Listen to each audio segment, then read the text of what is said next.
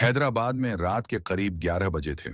राकेश, एक pizza delivery boy, अपनी आखिरी डिलीवरी के लिए तैयार हो रहा था। उस रात अजीब सा सन्नाटा था। सड़कों पर न गाड़ियां दिख रही थीं, न ही लोग। राकेश ने सोचा, शायद सब सो गए हैं। वह अपनी बाइक पर बैठा और पिज्जा लेकर निकल पड़ा। डिलीवरी का पता था शहर के बाहरी इलाके का एक पुराना और सुनसान घर। राकेश को इस जगह के बारे में पहले से सुना था। लोग कहते थे कि वह घर भूतिया है, पर राकेश ने इसे सिर्फ अफवाह समझा और चल पड़ा। रास्ते में उसकी बाइक की लाइट अचानक बंद हो गई। चारों तरफ घना अंधेरा फैल गया। उसने बाइक को रोका और लाइट ठीक करने की कोशिश की। तभी उसे पीछे से किसी के आने की आहट सुनाई दी। उसने पीछे मुड़कर देखा, लेकिन कोई नहीं था। वह थोड़ा घबराया, पर खुद को संभालते हुए उसने बाइक स्टार्ट की और आगे बढ़ा। वह जब उस सुनसान घर के पास पहुंचा, तो घर की खिड़कियों से हल्की रोशनी आ रही थी। उसने घंटी बजाई, पर कोई जवाब नहीं मिला। कुछ देर बाद दरवाजा धीरे धीरे खुद ब खुद खुल गया।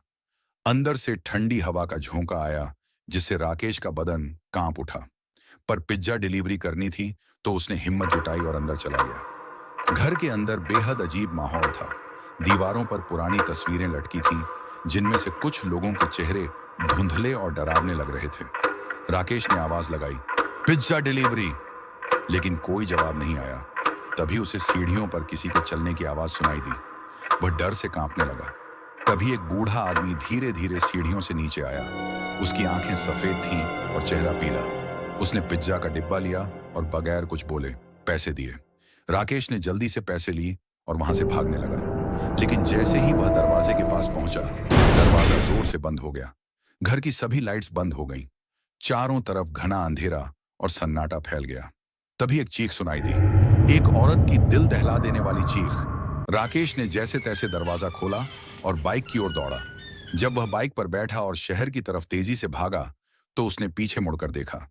वह घर अब पूरी तरह अंधेरे में डूब चुका था, जैसे वहां कुछ था ही नहीं।